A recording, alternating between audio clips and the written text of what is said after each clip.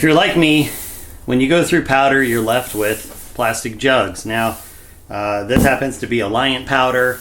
These are ridiculously large tubs. They are much larger than they need to be. I'm sure there is some reason they do this, but I think anybody who uses Alliant powder agrees that this is an egregious amount of plastic. Hodgdon bottles are a little bit smaller. And then obviously you have 1 pounders and 3 pounders and 4 pounders of different brands. And these often end up getting thrown out. And that's, to probably be expected because there's, explosives in here. And, you've got powder. And it's not something that you want to recycle into any food goods or, things that you're going to use, that are going to come in contact with your, eating or touching your mouth or anything like that. But I've still found ways to recycle these over time and some other stuff that I've done. So I thought I would just show you a real quick video on things you might consider doing with your jugs when you're done with them. So one option with your keg, and this happens to be the only time I really appreciate these giant Alliant tubs, is I have turned, and I will show you here,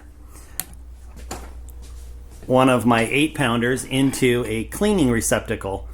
So you can see over here that I have simply cut the top off and then cut a slot in the front for the barrel to fit, and I can just pull this out and dump it out.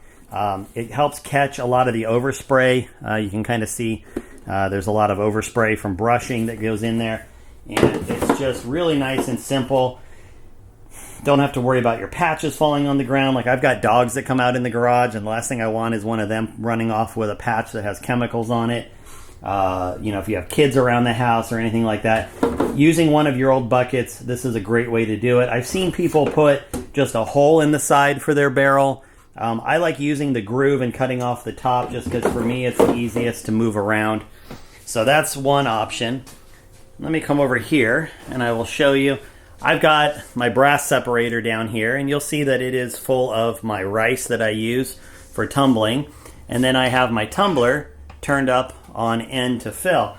Now, in the past, I might consider trying to use the corner of this to dump out, but it'll still throw kernels of rice everywhere. So what I do is take one of these, and it might be the same one that I made that cleaning jug out of. This one happens to be from another one because I wanted a little bit of height. And I could have made it taller. You can do whatever you want. I leave the lid on, but now I've got a giant funnel. I take the tape and cover up the holes for the handle, otherwise stuff will go in there. So it doesn't have to be fancy. But there are times where I need to dump something in, and I have the lid so that it'll contain it. But in this case, when I'm filling up my tumbler, I can simply stick this over here. And now, and I'm trying to do this so that it shows you, but I can just dump this into the funnel. And it's really simple. I don't get any splash. All of my rice ends up in there. Easy peasy lemon squeezy. So that's something that I have also found works great. And you can do that with a Hodgdon bottle, stuff like that. It doesn't really matter. The other thing that I tend to recycle a lot of are my sandwich meat containers. Now you can see here, and I use these in my videos all the time, that I have all my brass. I just finished cleaning and annealing all this. But I use these all the time, and I've got a stack of these. These are just from Costco. They had, something turkey ham in them or whatever.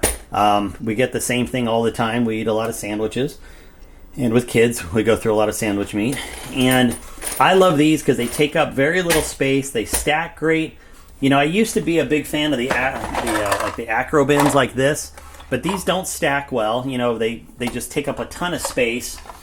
And honestly, I find that I actually enjoy using the sandwich meat tubs better.